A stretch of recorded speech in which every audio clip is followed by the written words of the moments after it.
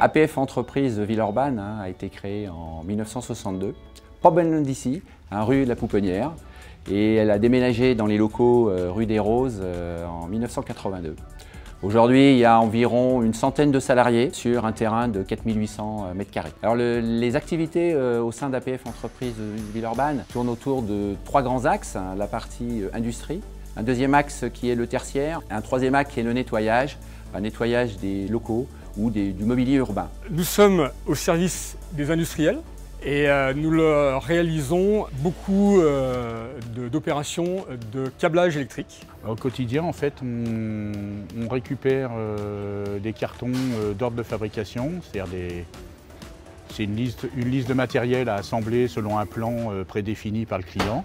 Alors après, c'est des travaux divers, ça peut être du petit câblage, de la petite gaine avec un coffre dedans, à des coffrets avec une dizaine de boutons, plusieurs câbles, des prises, de la connectique, etc.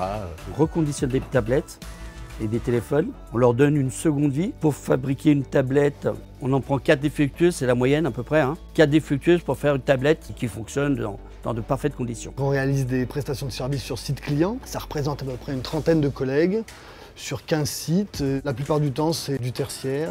Tout récemment, on a développé une 4e activité qui est basée sur le numérique et des postes d'agents support applicatif avec un partenaire CGI. Avec APF Entreprise, nous travaillons depuis 3 ans maintenant au niveau de CGI. Ça a débuté par un contrat à Amiens pour le compte d'EDF et sur Lyon en fait depuis 18 mois dans le cadre d'un marché de support applicatif pour toujours le compte EDF. En termes d'activité aujourd'hui sur la partie prise d'appels pure, donc vraiment les appels qu'on reçoit au quotidien, on est environ sur 250 appels jour. À côté de ça, on a à peu près 80 mails qu'on va avoir à traiter au quotidien. Donc on résout les problèmes sur la téléphonie dans les centres nucléaires. Donc tout ce qui est DECT, après téléphone de sûreté. Après on a aussi tout ce qui est applicatif.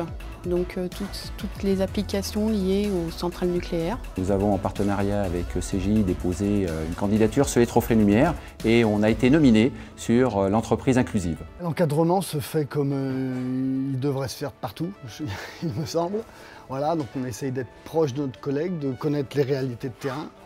De passer souvent les voir. Surtout, moi, quand je passe voir mes collègues, j'essaie de faire ce qu'ils font. Je réalise avec eux l'activité pour bien connaître leur réalité et savoir ce qu'ils vivent. C'est la première fois que je travaillais au sein d'une entreprise comme l'APF. Ça m'apporte beaucoup et beaucoup de solidarité.